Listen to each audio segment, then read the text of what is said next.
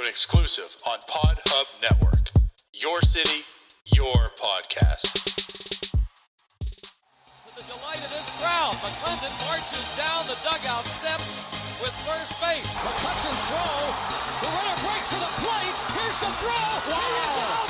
The Buccos win.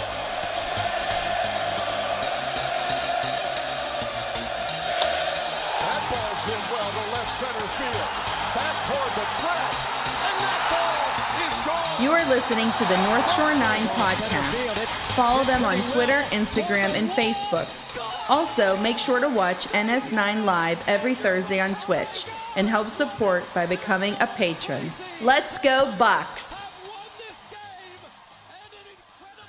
Good morning. Welcome to Starbucs. I'm your host, Anthony DiNardo. With me, as always, is my co-host, Jim Rosati. Jim, happy Tuesday. Happy day off, day after off day. And happy Castillo Day. Contreras Day. Happy Contreras Day. Oh, I didn't even realize that. that makes it an even better day. Ronci Day. Yes. Yeah. I'm yesterday was never rough. gonna get those names right. Yesterday was rough because no minor league games, no Pirates game. I didn't know what to do with myself. Nothing. I watched the Padres game last night. I watched Yu Darvish mow down. It was nice. But yeah. I got caught up on a couple shows that I was a little behind on. Oh yeah. What shows were they? Curious.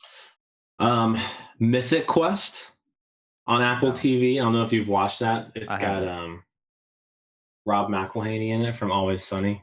Okay. Created it. It's a good show. It's in season 2. Season 2 just dropped a couple weeks ago. So highly recommend. You would like it.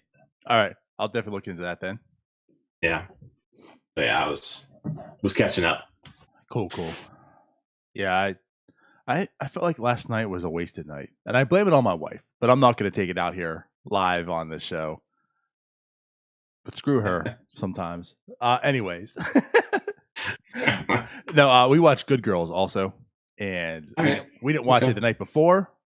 So we're going to watch it last night. And she decided she wanted to watch this other show. And then she wanted to go right to bed after that. And I was like, oh, okay. Well, then I guess we're not watching Good Girls again. So maybe tonight. But there's a Pirates game. Anyways, yeah, no baseball yesterday. It was kind of terrible. You know, at least give us the minors, at least give us something. But no, the minor leagues are all off too. Mm-hmm. But yeah, with these new schedules that they have, it looks like it's going to be like that the rest of the year for the most part. No Monday games. Yeah. I mean, I get it. There's more built-in days off this year than normal. Mm-hmm. And again, I totally get that. I'm fine with that. But you know what was cool was the fact that the minors and majors 2 days in a row just won. All they knew to do was win. No losses for the organization of the Pittsburgh Pirates. Yeah, undefeated Friday and Saturday. 10-0. How about that? No, but for real, let's talk about let's start off talking about this past series, right? The Pirates played the Giants. They took that series. The good old San Francisco Giants, the first place San Francisco Giants. Yeah, and I don't know how. I mean, I don't understand how that Giants team has won so many games. It's kind of interesting. They didn't really have anybody who was hitting the ball. No. Outside of Buster Posey. Buster Posey looks like he's having a good season, but no one else really is. Right. Well, I was going to say, their best player last year, Yaz, was tearing it up right last year and stuff. And this year he's been terrible. He was on the IL. Yeah. Brandon Belt was actually having a decent year, but he was out twice, right? 2 games, I think. I think you're right. Yeah. So yeah, really, it's been Buster Posey who's been actually, by the way, tearing it up. And I want to say this again because I think I might have tweeted it. But remember that time we're talking about Hall of Fame, who's pitching in the Hall of Fame? I'm not going to say I shitted on Buster Posey. But I did say, I don't know how the rest of his career is projecting. I don't believe in Buster Posey anymore. And that's why I'm not totally sure he's a shoo-in. And he's proven me absolutely incorrect.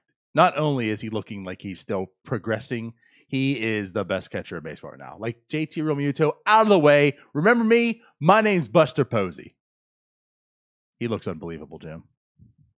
Yeah, I think if I recall that conversation, I think I was the only one who said. I should not have brought it up. You probably Who forgot said about Buster that conversation. Posey. I'm pretty sure I said I was the only one who thought Buster Posey was a Hall of Famer. I think I even said he could just stop playing and he could be a Hall of Famer. But yeah. this season's been great. Well, he's. I firmly believe. I mean, it's still short, but he might get these the rolling numbers as well as that 10-year span now. So good for him. Good for him. I'm happy for him.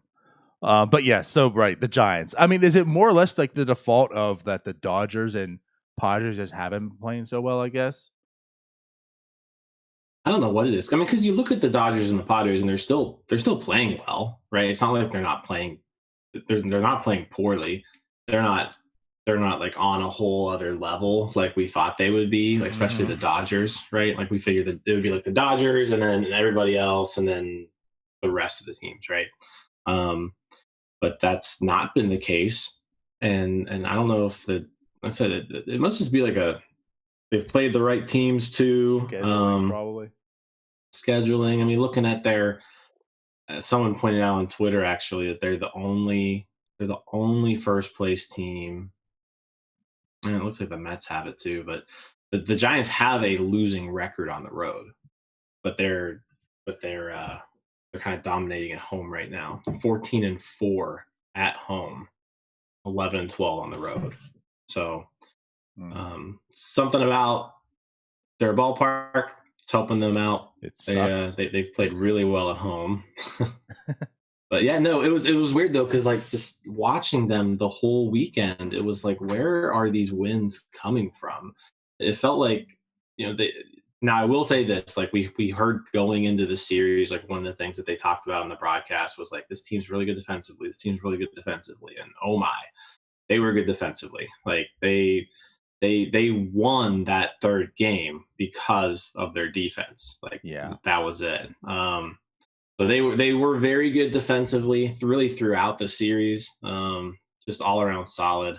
Mauricio Dubon played amazing at second base all three games. Stole some hits. It was kind of that one play he made in shallow right field. It wasn't even shallow right field. It was like straight away right field. He went so far back. It was one of the better plays I've seen him make a second baseman ever make. So he looked really good. But no, you're saying Adam Frazier couldn't make that play? Adam Frazier could not have made that Come play. on, Jim. Yeah.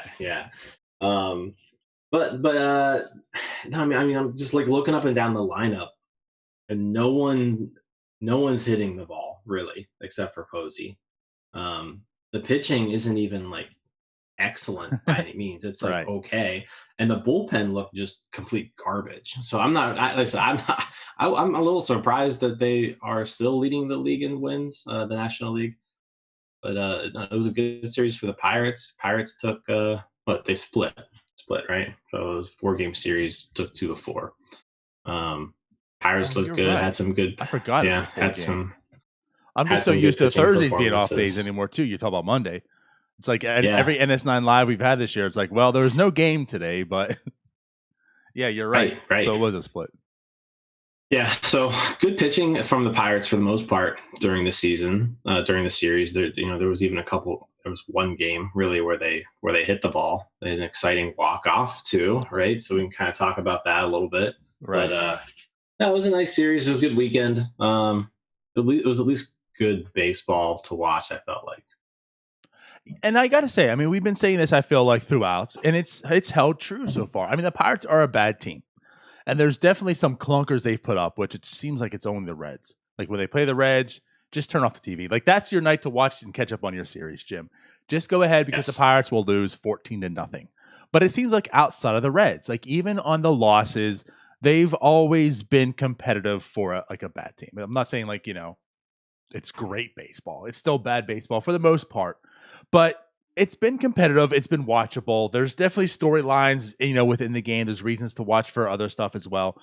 But I think the other thing I will say about this team, and I don't. You could wonder maybe, I guess there's a stigma out there like for Adam Frazier, right? He collects all his hits in garbage time.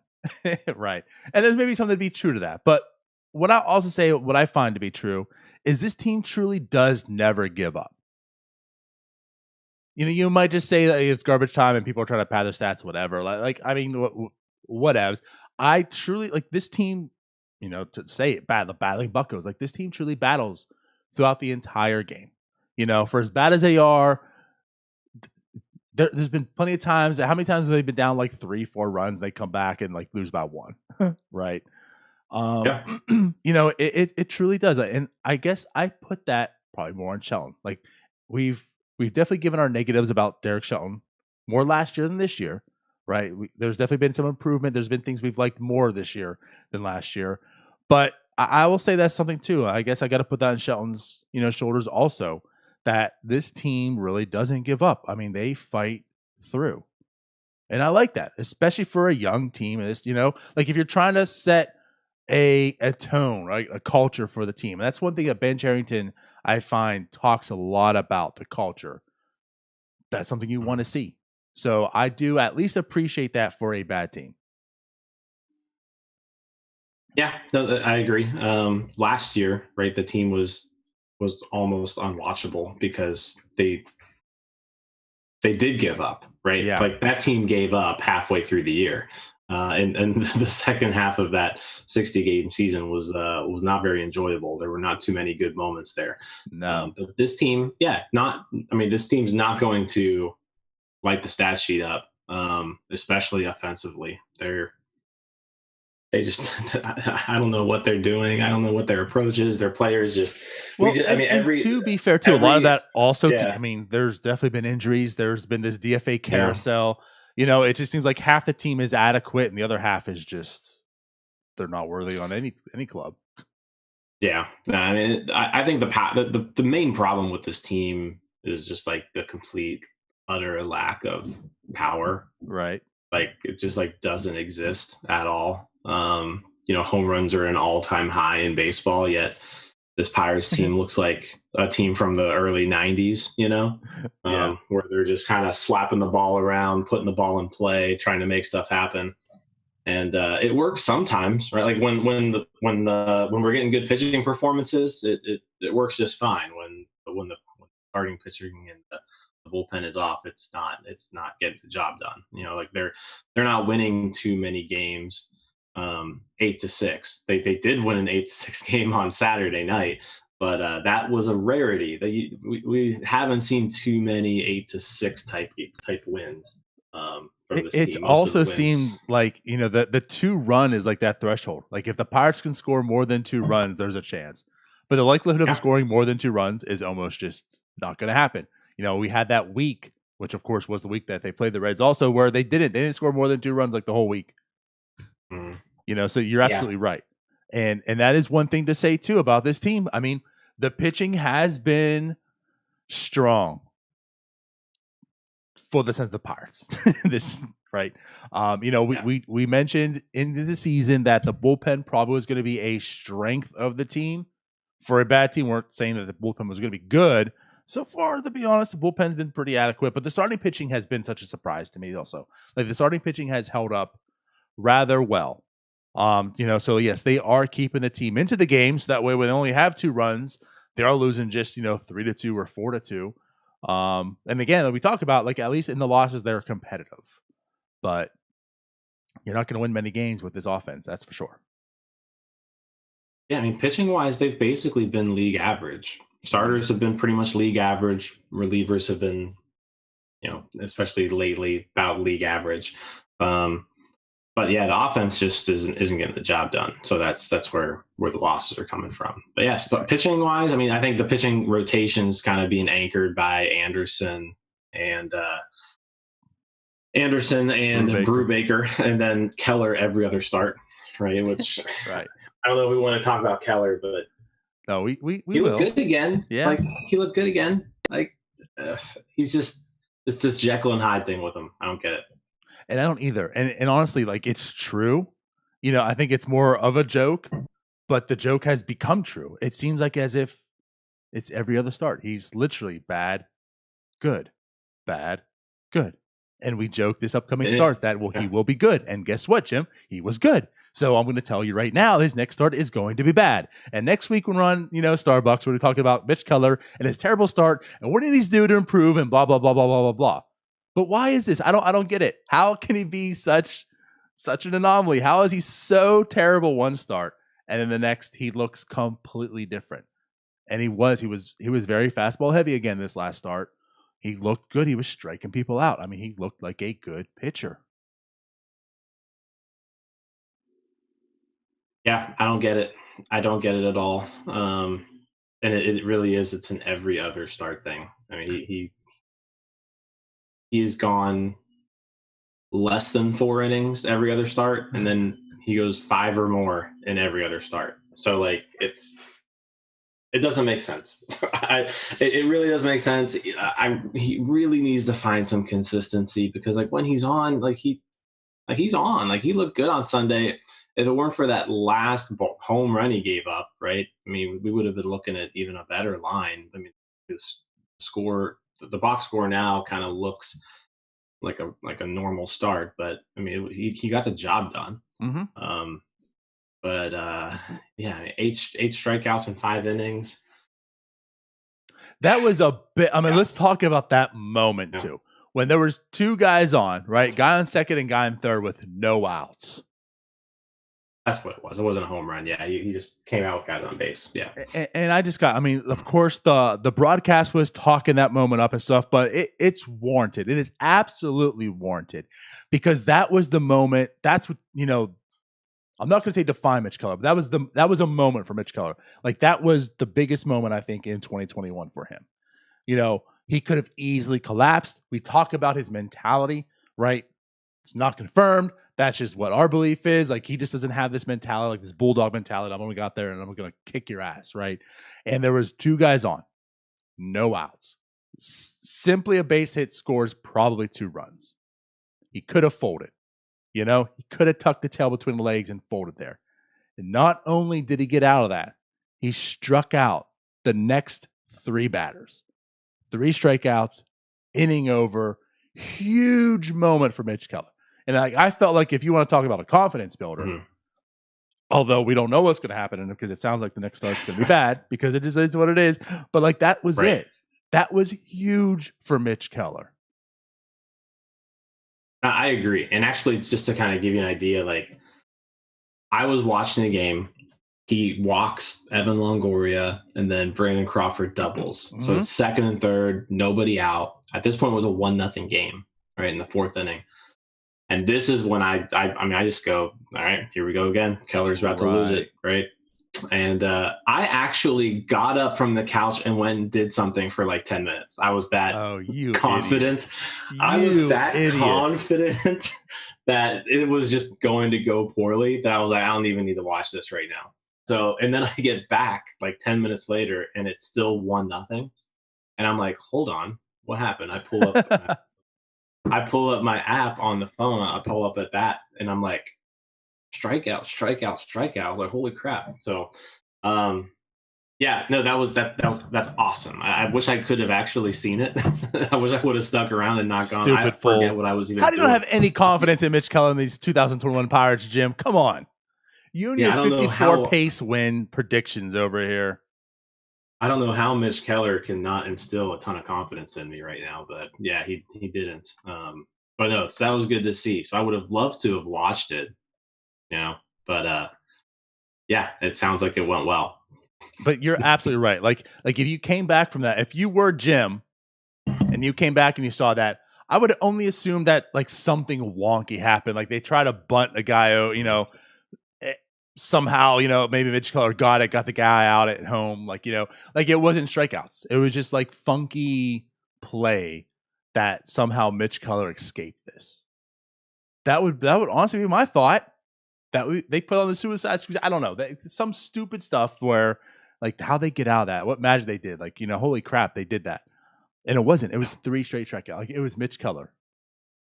Mano y mano. Let's go. Mm. You're not going to get on base. You're not going to score. Here's my stuff. And now, granted, the last batter, which I think was the pitcher, I forget, but the last batter, that third strike, wasn't a strike at all. That was at least 2 inches outside. But he got it. It is what it is. Good for Mitch Keller. Yes, I give him tons of props for that inning right there. But I guess to move on from Mitch Keller, there's another guy who had a really nice pitching performance. Our boy Yajure. We keep talking about this Tyone trade. We keep mentioning the Tyone trade because of the minor leagues back. And because of all the products of that Tyone trade that's performing well in the minors. And I feel like, I'm not going to say the prize possession, but like the headliner at the time of the deal, we haven't even talked about. And that's Yajure. And he made his first start earlier this year. We came away talking, I think, more or less. The numbers didn't support. Like, it's not like you looked at the numbers and said, oh, wow, this guy was off the charts. At the end of the day, you looked at the numbers. It was like, it wasn't that great of a performance. But the eye test left you more to desire. Like, I came away from that start liking what I saw. I wanted to see more of it.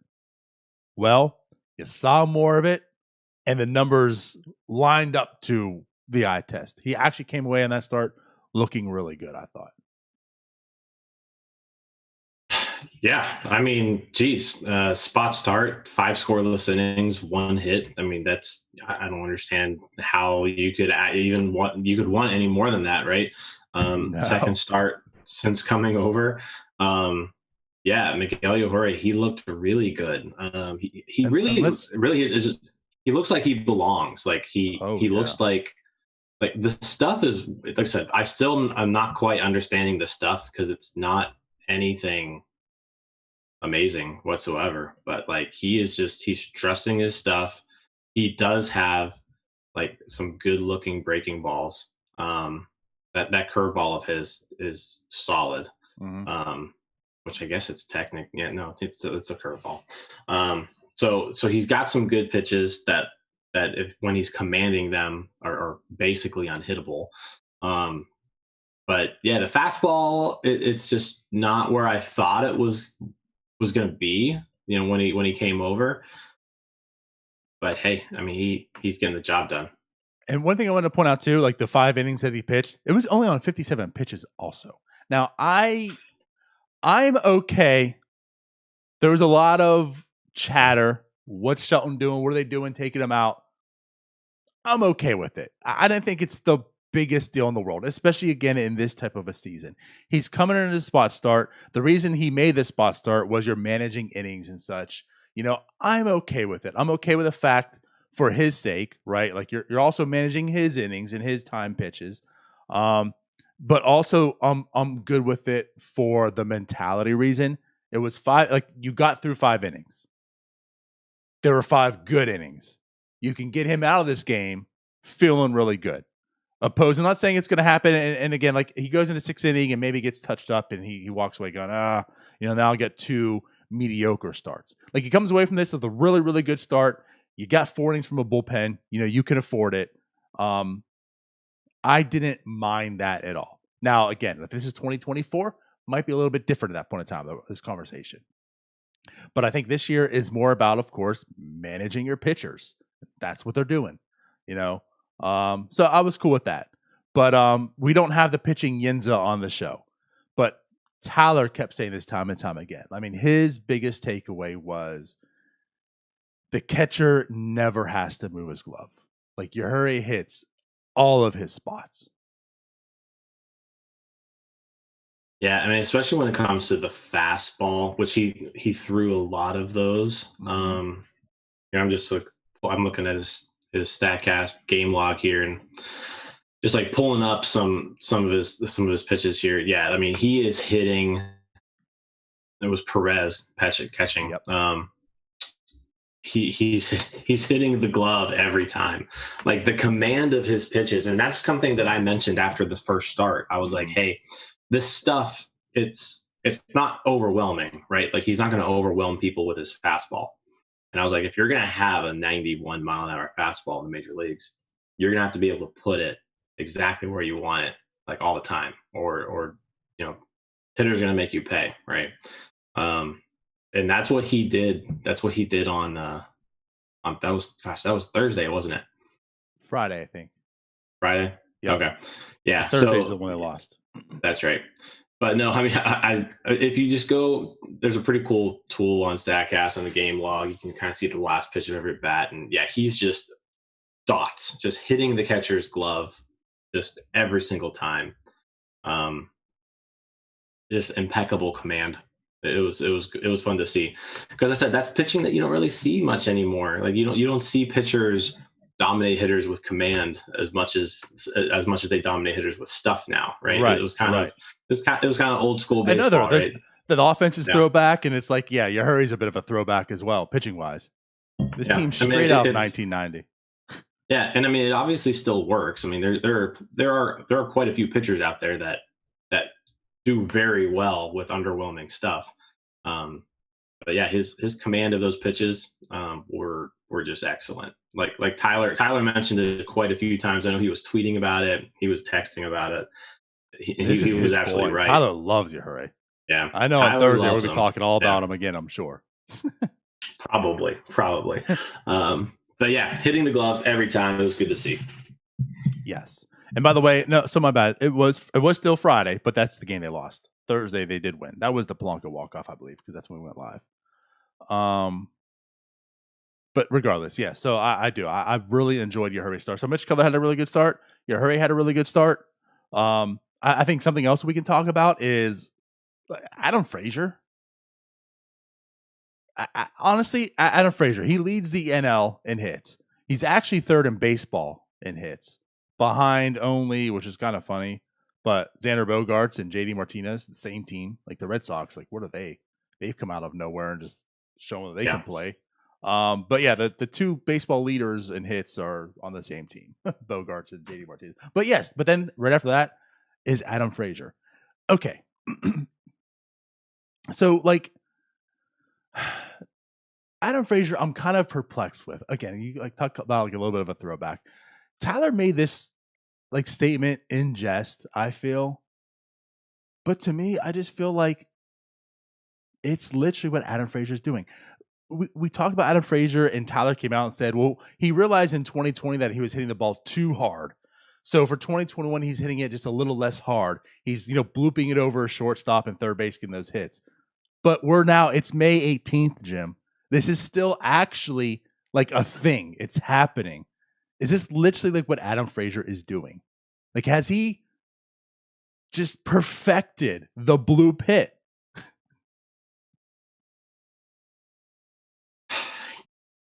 Yeah, it's weird. It's almost like you don't see it very much in baseball. You see it more in like slow pitch softball. Like slow pitch. I don't know how many people play slow pitch softball out there, but like, you always run across like there's the guys who just go up there and they mash, right? Of course. But then you see this like 50-year-old dude walk up, and you're like, all right, let's see what this guy has. And this 50-year-old guy can just pepper and put the ball exactly where he wants every single time, right? Mm-hmm.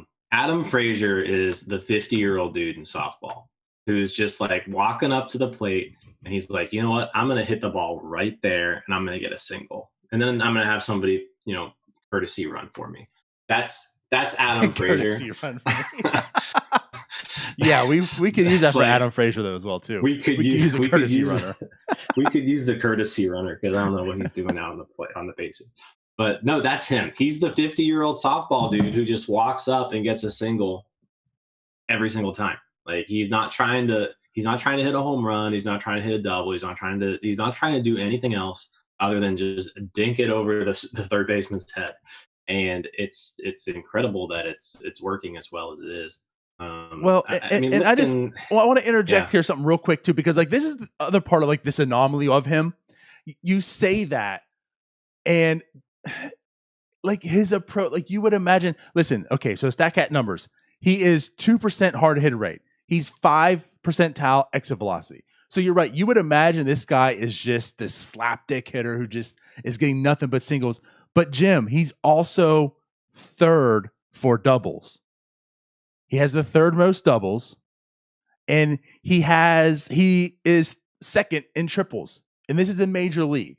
Now the home run's not there. Mm-hmm. So like the thing is like that's also part of it is he's hitting it so perfectly that power shows up in the box score. It's not as if he's mashing to get these doubles. It's like it's so perfectly hit that he is able to leg out a double also. Yeah. And that's the other part. That's the beauty of this. If you look at the doubles on his hit spray chart, most of his doubles actually travel less than his singles. Yes. like the doubles They're like on all in the sheet, infield. Yeah, the doubles are all like exactly right behind the third base bag. Right. Like that's where the doubles are at, or they're down the right field line. Like he's pulled a few doubles like right down the line. And that's the thing. Like we are literally talking on the line. If you add up every one of his doubles, right, the distance from the foul line to where they hit, every one of his 13 doubles, I'll bet you it's 7 feet. Except for that one in right center. Yeah.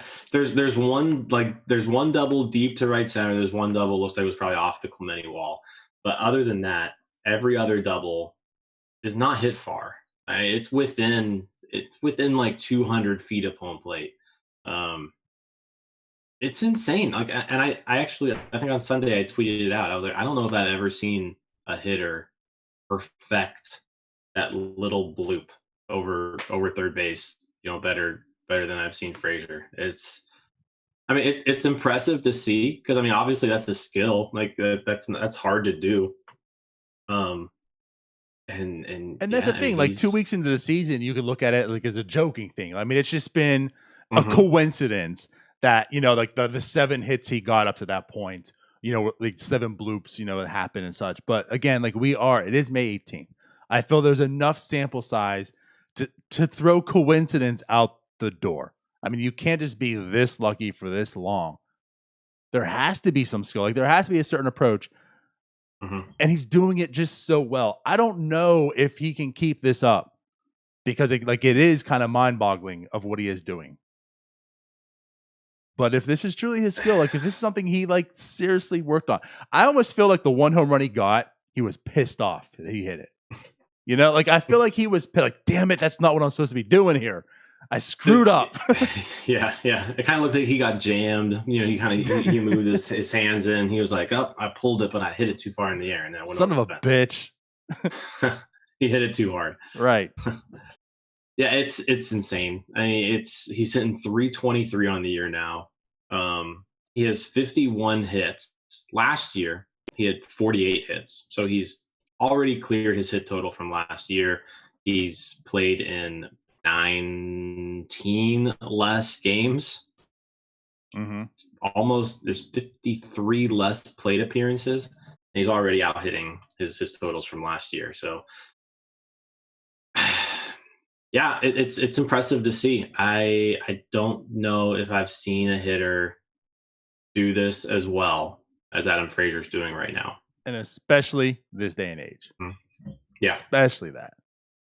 So that's exactly where I'm at. And again, so this year is going to be about, these performances on the vets, hopefully for trade value, and the performance in the young guys for development, right? And we're talking about Adam Frazier, his storyline is how well can you perform so that way you can be out the door as soon as possible to give the Pirates some, more prospects and such. He's doing all of that. I don't know what his value is going to be. I'm not here saying he's going to get a top 100 prospect. I truly doubt it. But he's doing everything I think that Ben Cherington would want to see. Ben Cherington right now is just chomping at a bit. He's got the Birdman meme going on. He's like, I got Adam Frazier. He's killing it right here. Teams apparently from John Heyman's point of view are, all in and talking about Adam Frazier this offseason. That was coming off of a disastrous 2020 season. So at this point in time, again, how could you not look at Adam Frazier and be as pleased as possible? And also, the guy's just simply not striking out. He's making contact with everything. Everything's making contact with, just bloops right over the infield, right before the outfield. He gets on base. The defense is not good. I get it. But overall, the numbers, he is the third best second baseman in baseball when you look at WAR.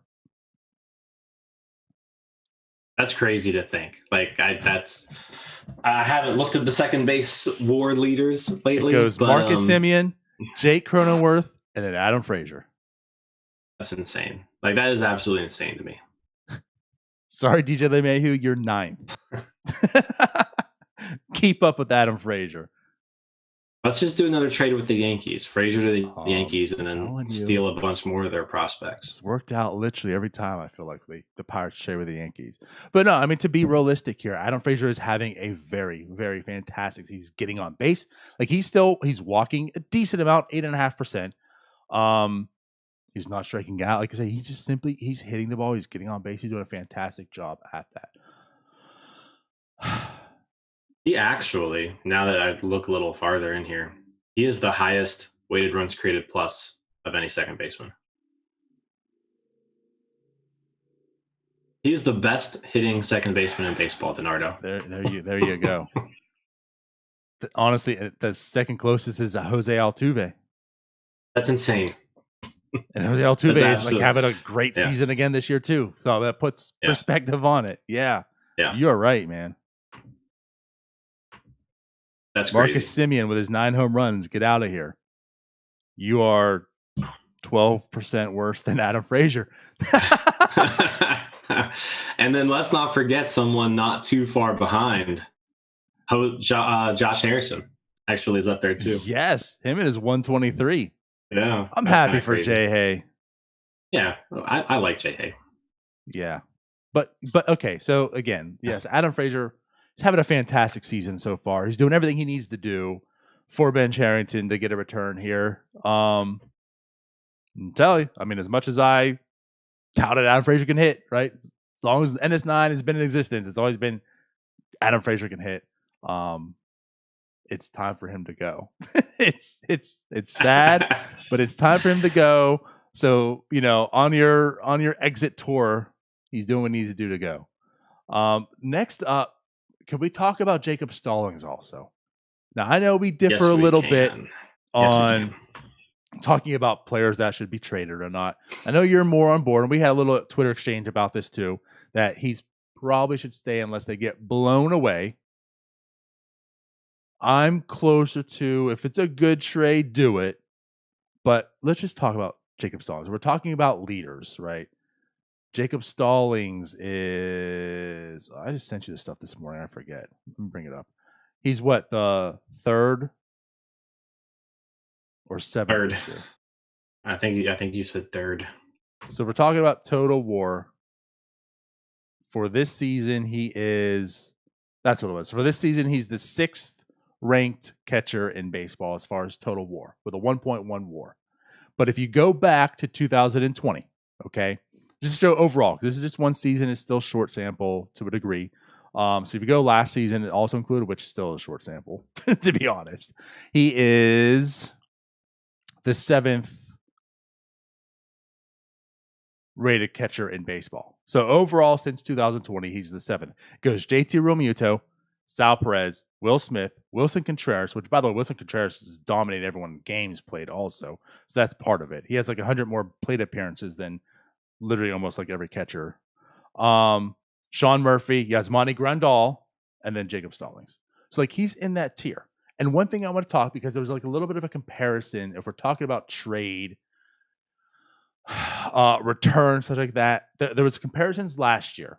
And I think because of the way they bloomed, like their age, their control, there was comparisons like Austin Nola. And there was a lot of people on Twitter saying, well, if Austin Nola can get that return, the Pirates can get better than Jacob Stallings. I differed. But at this point in time, I can almost at least say it's equal to. And because right now it stands since 2020, Jacob Stallings has been better than Austin Nola. Jacob Stallings has a 2.2 WAR since, Austin Nola a 1.9. Not a huge difference. They're close. Yeah. But so let's like kind of go back to last year. The Padres gave up a top 100 prospect in that deal. Now, he's not playing too well so far this year, but still, regardless, there was a top 100 prospect in that deal.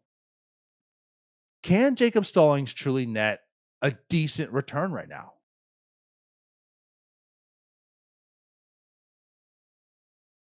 I think it's gonna take the right trade partner.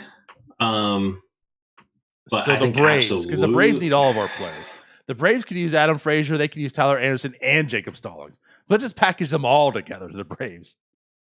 Yeah, I think it takes the right trade partner. I don't see why Stallings can't get a similar return to Nola. Now, the one thing we have to kind of maybe realize is we're scouting websites and things like that higher on Taylor Trammell than major league teams typically are. Totally get that. I don't know. I mean, scouts for the most part love Taylor Trammell, right? So now he's been a top prospect for a few years now. But then also he's been on 3 different teams, by the time he was age 23. Right. So, were these teams like, we've seen them and we're not really that impressed with them, so we'll use them as a trade chip, right? So I don't know. That could be it. He's only 23, so I mean, he obviously has a ton of tools, right? Mm-hmm. But yeah, not playing very well so far this year. He's not terrible, but he's basically been replacement level essentially. He's striking out just a ton, but yes, it's showing some pop. Yeah, 42%, I believe. So it's like, okay, could you get one of those like lower end top 100 prospects for Jacob Stallings? And I actually think you could. Like I think you could. Depending on the team, like if they need a catcher and they don't really have that option right now, I think you could get it. So again, it kind of goes back to my stance on him, where Jacob Stallings isn't a free agent until 2025. Like, you don't have to trade him right now. You've got him for 4 more years. Right. Do you keep Stallings and run him out there as your catcher during the second part of this rebuild, and as the team's getting better and he's kind of that veteran presence that's been around a while? That's something that you could do, especially with the lack of catching depth in this organization. Who else are you going to get to fill that role? Mm-hmm. So I'm kind of more on that. Like, I feel like, I just, in my opinion, if you're going to trade Jacob Stallings, it's got to be one of those trades where, like, once you see it, you're like, oh, they did well. Like one of those, like, you don't even have to think about it. It's like, if there's a Jacob Stallings trade, it needs to be one of those where you see the return and you just go, okay, they did really good. That's the only way I'm trading Jacob Stallings right now. Is like, if somebody comes in and they want to overwhelm me with a trade for Jacob Stallings, then I'm pulling the trigger. Otherwise, I'm holding on to him. I think he's a valuable asset to this team, not only now but in the foreseeable future. So, like, I can't argue. Like, I can't come up here and just call you an idiot, Jim. This is dumb. I totally understand that side, and I value that side. It's not wrong what you're saying. It's not wrong. I think it's just 2 people with maybe a little more value on something else. Because if that trade came up, like a trade that I would say pull the trigger on, and they didn't, and they said the reason they didn't is because of your reasoning, I want to be pounding the table and say, Charrington, you screwed up. Like, okay, you know what? I understand it. But I guess where I'm at too is, like, if that type of a deal were to come into place, if it was like, hey, we'll give you a Taylor Trammell for Jacob Stallings, I'm like at the point where let's do it. I mean, it's a little bit different from Charrington's MO, because Charrington has been more lower levels. It's when the guys hit more of the upper levels and having those questions, it's a little more riskier. There's definitely risk involved. And like, as mentioned, like, Trammell has not looked good in the major leagues yet so far. But I almost look at it also, not saying it's the same degree, but like another trade that happened, which wasn't similar in a sense, but with that type of stuff, like, you look at the skill set, you look at the tools, and you liked it, but it never really put it together yet, was Jazz Chisholm. And that's like a player I didn't like. I feel like he kind of like fits that thing. Like, Trammell never really had this outstanding minor leagues, but he's got the tools. And I feel like with Jazz Chisholm's kind of like the same thing. He's having a fantastic year this year. And I think that's the risk reward. Like, you could maybe get it, Trammell, who so far has not looked good, and maybe he doesn't pan out. And that's the risk you run. but maybe it turns into a Jazz Chisholm. And now it's like, well, now, like, what if you had Jazz Chisholm on this team now for Jacob Stallings? That's the risk, but like that's the potential you might have here, and you might be able to get this riskier player, but someone who could again really just put your club over that top for when you are trying to win. And like for me, I'm at the point too where it's like if it's Michael Perez back there, it's Michael Perez back there. Like he's still at least a good glove. I could care less how the bat plays. I could care less trying to win games in that sense. Michael Perez to me is good enough to handle the staff. He's good enough for this. For now, he's good enough to be the lead man for the turnover. But now I don't know. Let it be Trammell. Let it be the fourth team he's on. I'm going down the prospect list trying to find something comparable right now because I think too, like again, like the loss of last year's minor leagues, you don't really have those numbers to see and such. So I don't really know like off the top of my head like a good comp of that type of a player, but. Like to me, it's like the Trammell, Jazz Chisholm types. Like they're in the upper minors to a degree. They still haven't put it together, but like the Los Anola trade. Like if you were to get that type of a prospect back for Jacob Stallings, do you pull it? And I guess the difference is for me, I would say yes. For you, you would probably say no because you're not blown away. And both are right. I guess it just comes down to whatever Charrington decides what's best.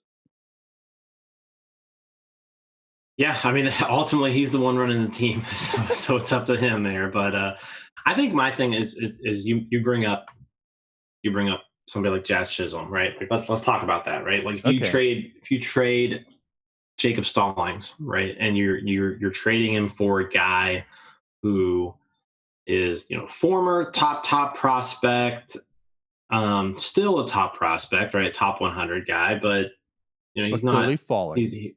Yeah. But somebody who could obviously develop and take advantage of the tools that they clearly have, or somebody who could not, right? I feel like that's a good example here of Chisholm and Trammell, right? So let's say you get that guy, and one turns into Chisholm, right, who's performing very well, obviously. Granted, still so far. Yeah, so far. You still just, in order to get that, you still just gave up Jacob Stallings, who, again, is under team control for 4 more years. He's on pace for about a 4-win season right now. And if you look at, okay, can he maybe get a 4-win season? I don't know if he's going to be able to keep up these offensive statistics, but let's say those drop, right? You're still looking at, like, Jacob Stallings is basically a lock for 3 wins this year. Like, just an absolute lock. As long as he stays healthy, Jacob Stallings is going to be a 3-win catcher this year, just like guaranteed. Yeah, I can get on board with that. Right? And even if you look at, okay, like what's the absolute floor, right? In 2019, he played 71 games and he was 1.3 win, and he wasn't a good hitter, right? So let's say Jacob Stallings turns into his floor, right? Let's say not 2019 is his floor, where he's like an 82 weighted runs created plus, but provides you great defense. You're still looking at a catcher over the course of a year who's giving you like 2.5, 3 wins. Yeah. That doesn't happen. Yeah. That doesn't happen in baseball very often.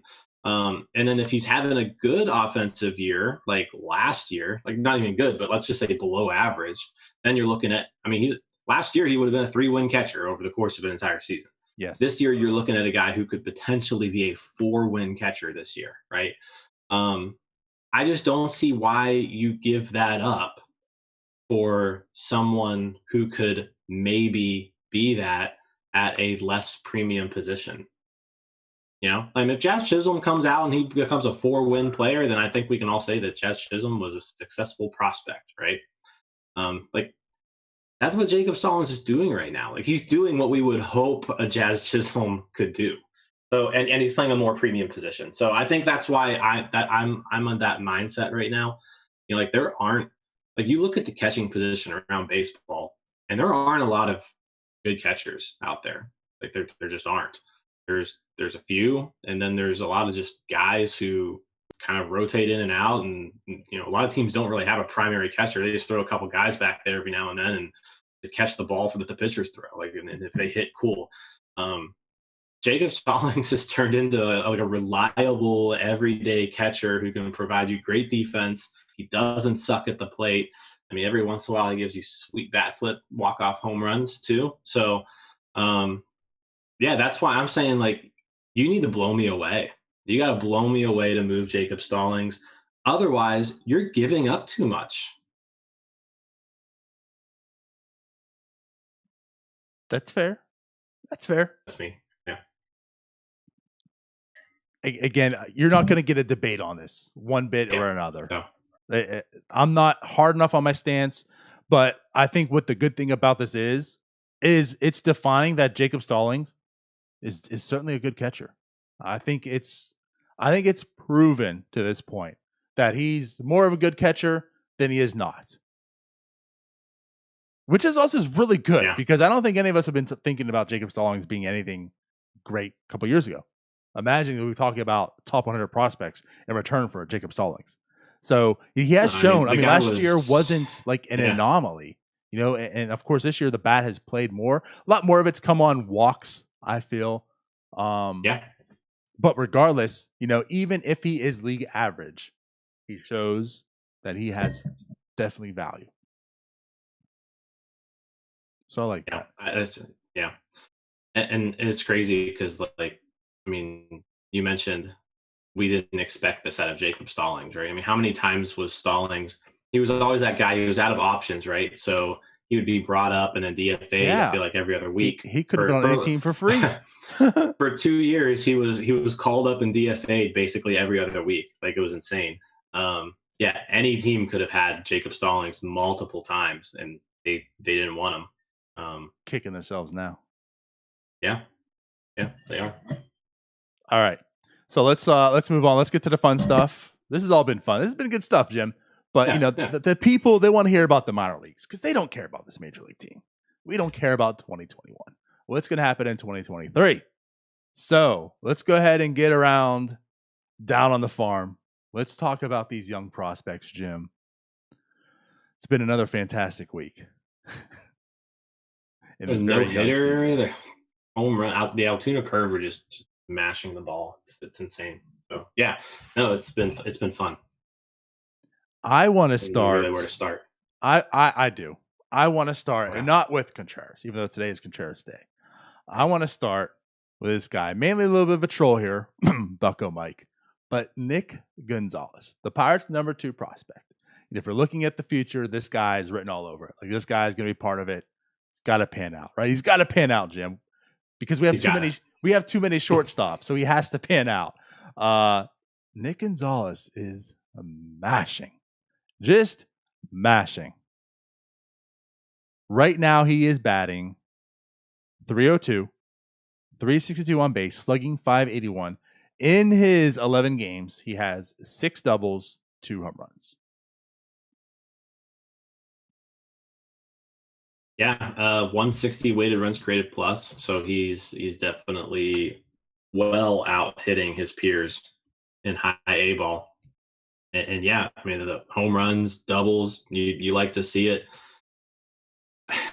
He's just doing everything that you would want to see him do at this point. He came over when we drafted. The first thing that everybody saw was those offensive numbers, and was like, okay, how are those going to translate? And he is showing. Again, it's 11 games, but he is showing so far that he can hit. Right, like that. That is his. That's the next meme. He can hit, Bucko Mike. Yeah, like that is the thing that he does well, and he is doing it well right now. Right. So, he's doing everything we hoped he could be doing at this point. I'm curious to see early, how long. And is it just too I want to say young of a league? To look at the power and be shocked and say, I wasn't expecting this type of power either? Or is that kind of on par right now? I think that's on par. I mean, he led college baseball in home runs his junior year. So the power is there. I know there's some elevation. I was gonna say, but also issues there. But I mean, that's still a real thing. Like even if he wasn't playing in the stratosphere, he still would have had some bombs there. But no, the average age in his league is currently 23. He is a full 12 months younger than the average age in the high A Eastern League, whatever they call it now. So yeah, he's below league average age wise. He is hitting the ball about 60% above average. That's just, I mean, everything you would hope to see so far out of this young season for Gonzalez has happened. I'm curious to see how long he stays in Greensboro. Right. It would be, I feel like this is a guy who could be on a somewhat of a fast track, just from playing college ball and excelling with the bat. Like if he can hit it, if he can demonstrate that he can hit at the level that he's at, then it's just time to move him to the next one. Mm-hmm. So, and I mean, give him a little bit more time here, but yeah, I fully expect Gonzalez at some point this year to be an Altoona. Oh, for sure. And I think that's absolutely legit. I mean, I do feel like it's not a requirement, but if things go right as they should, he's going to be in the majors next season, which he'd be 22. So you're absolutely correct. I feel like this year, how is he going to fast track? Like, how long is he going to stay down there? And if he's doing what he's doing here, almost like I feel like with Contreras, he might be at the next level, maybe quicker than we expected. Yeah. So I do. I'm liking everything so far. I see, or I should say, more or less read from Nick Gonzalez. Well, the highlights I see from Nick Gonzalez and what I read and see of Nick Gonzalez. So yeah, good stuff from Nick Gonzalez here. We won't talk so much about Peguero. I guess the thing about talking about him, if we're sticking with shortstops, is the fact that he hasn't played a whole lot. Injury. Said he was coming back, and he didn't. But he has started off a good start. But I don't know. Do you want to now get to Contreras, since Contreras Day, and talk about him? Yeah, we can get to Contreras. That sounds good. I think he absolutely is the most exciting prospect in the minors for the Pirates this year so far. So far, and so much that he's getting the attention, not just from us, not just from Pirates Twitter and these small accounts that are just like, oh my God, Contreras, he's getting accounts from national people and guys that talk about scouting. So much that a lot of them are saying there's some real stuff to this. They fully believe it. He's probably going to get a jump sooner than later in the value, which would put him at a top 100 type prospect. Yeah, there's been multiple people over the last week who have said, the excitement for Contreras is real. Move him up the prospect boards. Like if they were like to update prospect boards right now, which they don't, until later in the year, but they have basically all admitted that he's too low, and that like this is real. He should be higher, and it's just awesome to see this. Like, so we talked about that Yankees trade. It's looking so good, like so good. And Contreras, he's just, it's exciting. Like I'm looking forward to putting the Altoona game on tonight and watching him. So right. That's pretty cool. He is, I saw this the other day. Like we joked about how, how much longer can you keep this guy in AA? Like he's just, first off, he's just embarrassing all these hitters. It's like, at what point do you move him to AAA? He's the fourth youngest pitcher in all of AA right now. That's another thing that's exciting. Like he's doing this, and he is like he's advanced already, like for his age. So he is a special talent, fourth youngest pitcher in AA, and he's just absolutely dominating these guys. I'm excited to see another start from him because the first two have been amazing. You can't ask for much better. Like there's nothing that you could look at him right now and say, yeah, it was good, but I mean, you just walk away from this like just blown away. Yeah, there's no buts. What no else? Butt on this one. What else can he show? And yes, it has been 2 starts. So of course, that's why he's still down there. But I'm with you. Like so far, what he's doing, that's exactly like we're talking about fast pace or fast track. Like if he's doing this in AA, you can't keep him there. There's no challenge. That's how he looks. He doesn't look challenged at all. This is easy peasy stuff. This is AA we're talking about. This isn't low A. This is AA. There's still there's skill there. There's talent in AA. Yeah. I mean, he has 22 strikeouts in 11 innings. It's crazy. Like, just insane. Yes, I cannot wait to see this kid hit the AAA at Indy. Yeah. But I'm with you. And I think I think we're looking at, like, I think you got to give him some time in AA, but like, I mean, if he goes out again and just like continues these starts where he's striking out 2 batters an inning and not giving up any hits or runs, then I don't know how much longer you can actually keep him down there. And I'm not sure. I mean, you can't. There's no way he's going to keep this pace up. I mean, right? Like, he can't do this every start, or is he? But I'm with you too. Like, I feel like he's going to like look like a human. I'm sure maybe in a few starts. So like maybe he's down there for half the season and comes up or something. But I don't know, man. Like this kid looks special. We just talked about Yajure and how he looks like he belongs, right? In the majors and such. And right, like the thing about Contreras was he was like just like this afterthought. He wasn't anything special in this trade. But now he comes over and now he's showing this, and like to the tune of a lot of the people that talked about the prospects, right? These scouts and the people that read about him, is the fact like his fastball. Like, where did this fastball come from? Had I known he had this fastball, maybe would have rated him higher, but it wasn't there before. And now like this fastball is just here. So this was the kid who was like 4th exciting prospect. And now to me, he's like the most exciting prospect in the Pirates system, right? Certainly of the Tyone trade. And that's not to take away from the Tyone trade, because every prospect in that right now is exciting. But this kid is taking it to a whole nother level. He could be in the top 100 prospect list, by mid-season. And we still have these 3 others to talk about. But yes, I'm just so intrigued by this kid right now. Yeah, I mean, he is somebody where every time he takes the mound, you want to know how he does. And I think what also is kind of exciting is like you mentioned before, like this isn't low A ball, right? He's not doing this against like 18-year-old kids. Like he is in AA. He's close. Like he's actually pretty close. So, out of all of our top prospects, as far as like, and I guess we're throwing Contreras in that loop now, even though most lists have him around 15.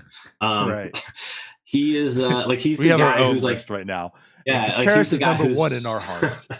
He's kind of that guy who's like knocking on the door the loudest. I mean, it's not out of the range of possibility that Contreras makes his debut this year, right? I mean, if he's doing this in AA, you call him up to AAA, and then there's an injury or somebody needs a spot start, like Roansy Contreras, you could see him in Pittsburgh this summer, I think. You could. I think that's a bit of a stretch. I'm not saying that in a negative way. I mean, like it is, but theoretically also, like you're saying he's the 4th, youngest. Like he still is. Like he is 21. It's not as if he's like a 19-year-old kid. You're just throwing in the majors. He's 21. That's not outlandish for some type of prospect. If he's doing this in AA, you need a spot start. Maybe he gets 2 or 3 starts for Pittsburgh. Like I could definitely see that. They're clearly managing. That's what Yajure's doing. I like that, by the way. Just to throw that in there. I like what they're doing with Yajure. If he's not staying in the rotation, but he's getting these spot starts, you're managing. That's how you're using Yajure. I'm cool with that. He's still getting his time up there. Probably see some time, in AAA too, getting starts here and there. I'm good with that. But maybe Contreras is used for a spot start here and there. You're doing so well here. You've been awarded this opportunity that you get to see major league pitching. We're not going to keep you in the rotation. I'm not going to, air quotes, burn your service time, in other words. But we'll give you a start here or there. See what you can do. Get your taste now, I don't think that's out of the realm at all. Yeah, I mean, and he's on the 40-man roster, which is makes it a little bit easier to bring him up and send him down if you need to. Right? So I'm with you. I think it could happen. God. Yeah, I think it could definitely happen. That would be exciting, wouldn't it? Yes. Oh my God, yes. Who's next on the list? Who do you want to talk about here? Let's talk about Travis Swaggerty again. Okay. I mean, with the Pirates outfield situation right now, it's bad. We didn't even talk last night. There, people were up in arms about designating 2 for 18 Troy Stokes Jr., but here we are. Yeah. Troy Stokes Jr. is designated. Yeah. So the Pirates, I think, are now on outfielder. I think if this whoever they got yesterday, I don't even know his name. It's not even really worth remembering because he's only going to be on the team for a week probably. But is it Ildemaro Vargas? Ildemaro, I think. Is that how you say it? Yeah. So this Vargas guy, right? Vargas is going to be the new outfielder of the week. It's just one of those. I think if he starts a game, it'll be the 12th outfielder used by the Pirates this year, which is just absolutely incredible to me that we haven't even played 40 games yet, and it's May 18th. We're at 12 outfielders used, and so Swaggerty's that guy who you want to be able to stop this just kind of carousel that's happening in the outfield, and maybe find somebody who could lock down the position a little bit. And so I know he hit another home run over the weekend, and what's cool about that is he didn't do it just off some scrub either. Like, he hit it off Matt Manning, who is the Tigers' either top pitching prospect or number 2 pitching prospect, but he's a top 20 prospect in all of baseball, right? He's right up there with like Casey Mize, right, with and Scooble, when it comes to the Tigers pitching prospects. So he did it off a legit arm, went oppo taco with it.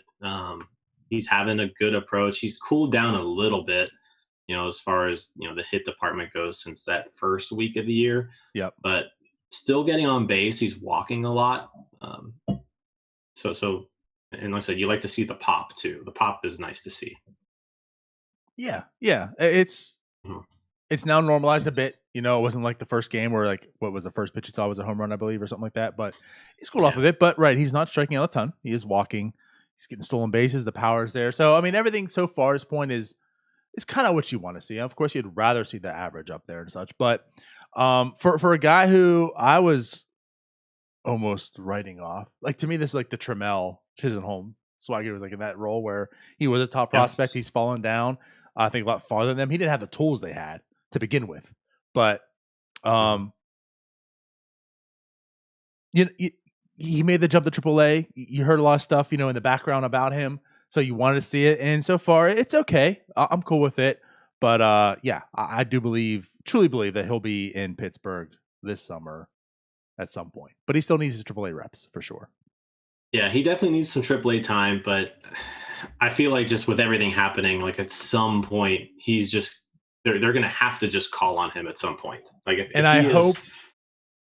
Oh, go ahead. I mean, hopefully it's one of those where he's like banging down the door and they call him up and he's here to stay, and then we're good, right? I hope he's forcing their hand opposed to, well, let's just do it, right? Well, I mean, we could just do it right now with how things are going. I would much rather see Swaggerty up there than Vargas or Gamble or Stokes, or literally just pick a name out of the hat that they pick up off the waiver wire. I don't know. Whoever's going to be next week.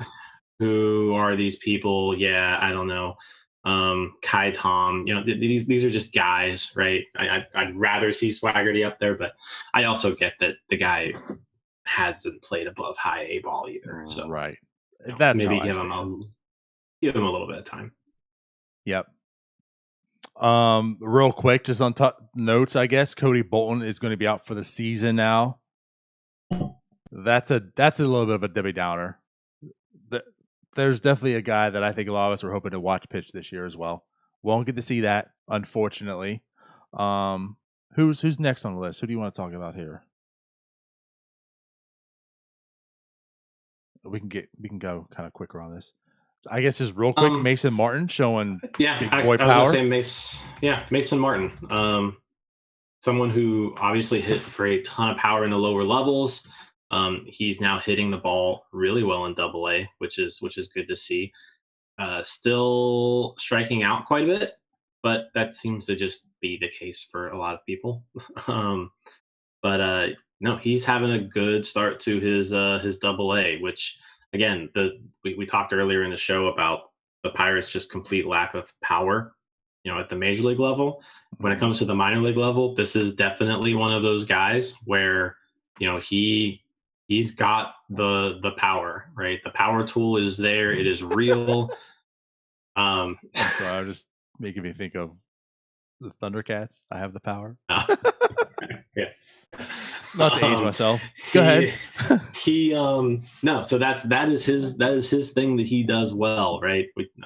Is hit for power, and he is off to a good start in Double-A. So you like to see that. I have a feeling that like he'll be in Double-A a while, but we'll see. Yeah. True. I do truly believe everyone we talked about so far has been like the highlights of the minors right now. Mm-hmm. We already talked about Contreras. I feel like after that, it's like Kanan Smith, Nagigba. Yeah, I believe that's another guy again.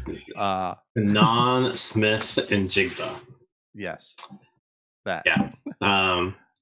Another guy in the Yankees trade. Yeah, he's a bowling ball. I said it when I saw him in spring training. Like, he reminds me. He's like Maurice Jones-Drew with a bat. Yeah, it's a good way to put it. Yeah. And man, again, we're talking about some big boy power. He showed it as well, but he's not really that big. Yeah, the videos that of him in Double-A all look good too. So he's him and Mason Martin have been kind of identical stat line wise. It looks like Smith and Jigba is drawing a ton of walks too. He's got an 18% walk rate. He's also not striking out very much. So he's making contact. He's hitting the ball hard. He's getting on base. He's a .421 on base percentage so far through the first 10 games of the year. So when he came over from the Yankees, I think, the scouting reports were like, this guy can hit. Like his hit tool is very good. But he's now showing the power. He can show he can get on base. Yeah, nice. This is looking like a good, solid acquisition. I mean, basically, you're looking at a right fielder, but I like what I see out of him. Mm-hmm. There's been nothing to again, like so far there's nothing where, as you say, well, but yeah, everything he's doing is he's doing well right now. I mean, slugging .633, that's nothing to sneeze at. Yeah, I mean, 2 home runs, 4 doubles in 10 games. And like I said, the walks, he's got 8 walks in 10 games. An 18% walk rate. Yeah, pretty good. Yeah. And then like Andy Rodriguez, another one. Like, I know he's a catcher. We don't know if he's the catcher of the future. We were kind of like baffled on that deal. Why they even do that? Keep Lucchesi, and Lucchesi looks terrible for the Mets. Still, again, we're gonna keep saying this, I think, every week. And Rodriguez just looks really, really good so far. There was like nothing on him as well. Again, with that last season and how young he is, right. There was like literally nothing on. You had no idea what you're getting in Andy Rodriguez. Still very young, but again, like you talk about him with his 10 games, 3 doubles, 2 home runs. I mean, all these guys are getting their share of home runs to a degree. And 5 walks, 8 walks, 8 strikeouts, batting .325, slugging .550. This is a catcher, potentially. Yeah, no, he's again, like all of these guys that have been acquired, they're panning out, at least in the early parts of this season. With the complete lack of catching depth in this system that we have, it's nice to see Andy come in and just do this. The power looks real, especially from the left side of the plate. He's the highlights that I've seen, like his swing. He's got a pretty left-handed swing.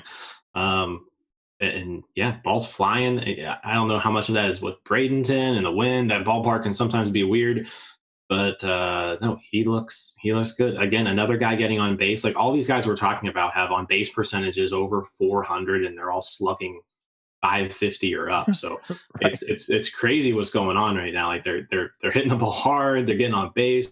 They're crushing. It's just great to see it. Like we went all this time without seeing these guys, and now we are. And Andy Rodriguez looks like a good kind of sleeper pickup there that they got.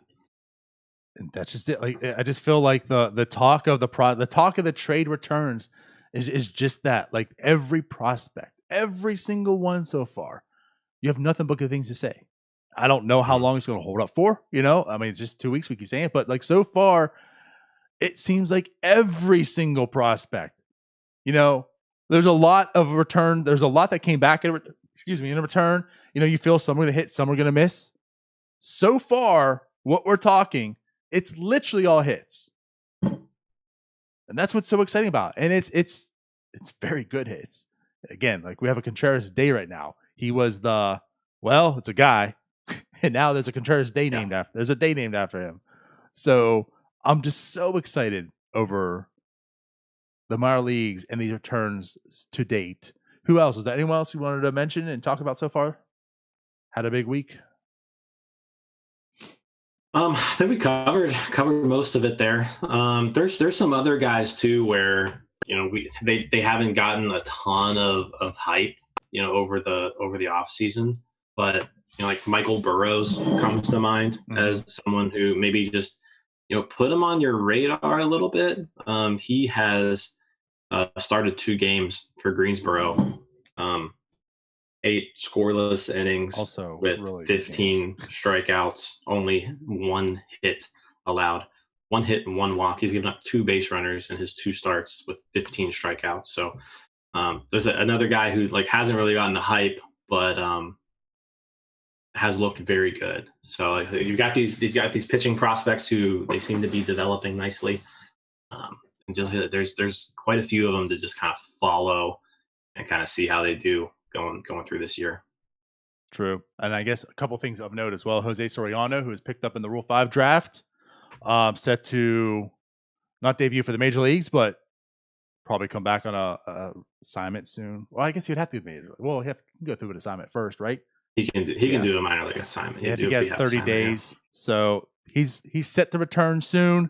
And speaking of returns, Brennan Malone made his debut as well, 1 inning pitched. So he's back in the spotlight. The Pirates' number 8 prospect, also in the Starling Marte deal. So, yeah, was part of that no-hitter, combined no-hitter for Braden. Part of that no. That's right. What a debut! All they needed was Brennan Malone for their entire existence. Yeah. Apparently, he had a blister, so that's what kind of caused the delay to the start of his season. But yep. Yeah. All right, cool. I guess so. Real quick before we do leave, Hudson Head, I guess, would be the only prospect that in the return you're looking at saying, I don't know. That's the type. Hudson Head's the perfect. Like we're talking about Trammell and all them. Like he is that type. I don't know if I would put him on that level so far. I wouldn't want a Hudson Head return for a Jacob Stallings at this point, but that's a good example of one. There's definitely a lot of skill sets involved, but I don't know how he's going to definitely still like a lower level guy who hasn't demonstrated it yet, but all the tools are there. Mm-hmm. I mean, again, those are players I like picking up. I'm really happy Hudson Head is in the system, and it's obviously still super early.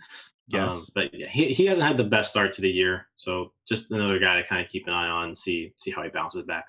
Yeah, you don't want to see that many strikeouts in Bradenton, but so far there has been. But again, it's still young. We'll give him time. There's enough positive on the rest that I'm okay if Hudson Head's struggling right now. Yeah, if that's the worst of our worries, yes, we're in a good spot. All right. So, anything else you want to say before we wrap it up? We have been on here for a while. Yeah, we've been on here a while. Probably need to go. All right. So we'll talk to you guys Thursday. See you later. Bye-bye. See ya.